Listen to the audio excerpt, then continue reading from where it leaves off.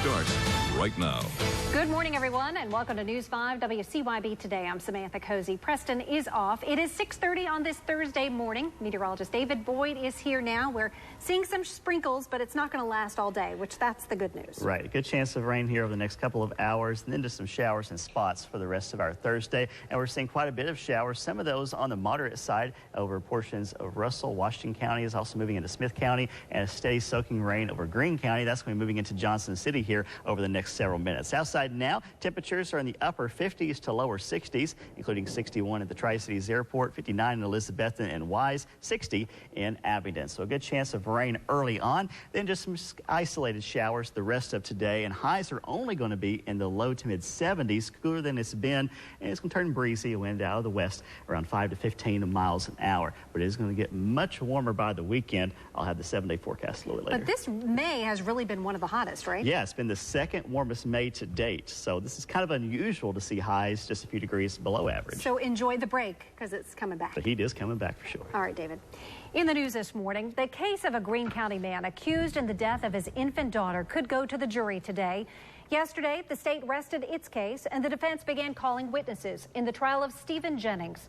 Jennings is charged with first-degree murder, aggravated child neglect, and child abuse.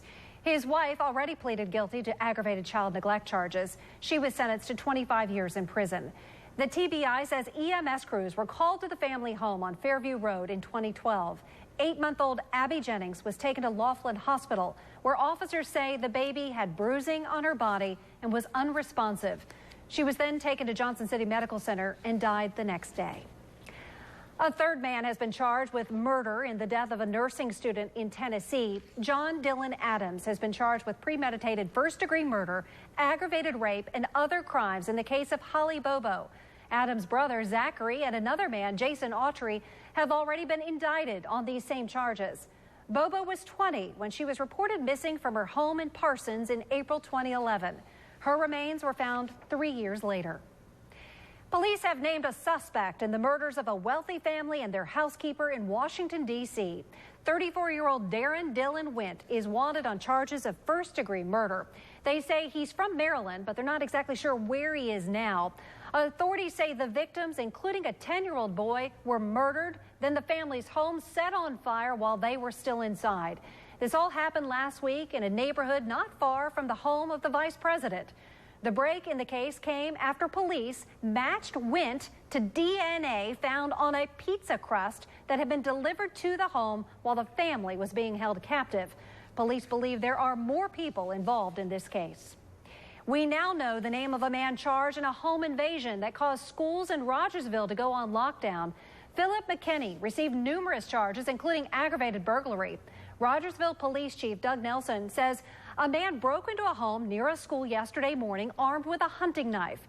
We're told he was eventually chased out by a man inside that home. Rogersville City School, Rogersville Middle School, and Hawkins Elementary were all placed on lockdown after receiving a call from police. 3 other people have also been charged in this case. The Hawkins County Sheriff says while they appear to be similar in circumstance, this case is not connected to the murder of an elderly woman in the county earlier this week. A Knoxville police officer is out of the hospital this morning after he was shot at a motel. Officer Jimmy Wilson was wearing a protective vest when police say he was shot in the chest by Matthew Pryor. Knoxville police say Wilson spotted a car outside of a motel that had been reported stolen out of Florida.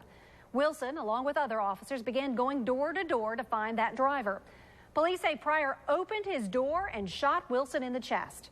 Pryor eventually surrendered to police and was charged with attempted first-degree murder. He was also wanted by police in Florida for carjacking. Well, yesterday we told you about Kingsport's plan to make room for its growing student body. And well, now we have a better idea of just how much that plan's going to cost. The consultant's proposal is divided into 3 phases over the next 15 years. Here's how it breaks down. Phase 1 includes expanding science and technology classes at Dobbins-Bennett High School and DB Excel. Renovations at Sevier Middle School and the Old North High School, as well as the closing of Jackson Elementary School. The cost of Phase 1, $33 million. Phase 2 would include building a new middle school, renovating Robinson Middle School and Adams and Johnson, as well as Washington Elementary Schools, and the closing of Lincoln and Jefferson Elementary. Total cost for this phase, $42 million. And finally, phase 3, building a new elementary school and closing Kennedy and Roosevelt elementary schools. The cost for the final phase, more than $13 million. Well, if you're keeping tabs, the total cost for this plan, more than $89 million, and it could reach nearly $93 million before it's all finished. For a complete list of which schools are being closed, which ones are being renovated, and to check out the complete plan, go to our website at WCYB.com. The Sullivan County School Board will discuss consolidation plans later today. There are 3 options on the table that the school officials say could save the school system millions of dollars. Right now, Sullivan County has 700,000 square feet of unused facilities. Consolidation Plan A includes building 2 new high schools, closing Central High, and converting 2 of the remaining high schools into middle schools. Option B also calls for building 2 new high schools, turning East High School into a middle school, and closing the other 2 existing high schools. The third option would renovate the 3 remaining high schools and build 2 new elementary schools. Right now, the board tells us they do not have a preference among these plans. We're told the consolidation would unfold over the next 5 to 10 years. The time is now 6:36. Let's take a look at what is happening later today. Services will be held for a family that died in a crash in Mountain City this past weekend.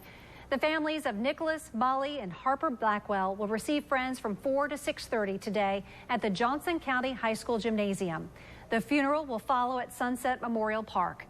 The family died in a head-on collision on Route 421 North on Saturday night. The driver of the other car, Michael Pinkham of South Carolina, also died. If you are looking for a job, listen up. Tennessee Representative Timothy Hill is sponsoring a job fair event in Piney Flats today. More than 20 employers will attend the event.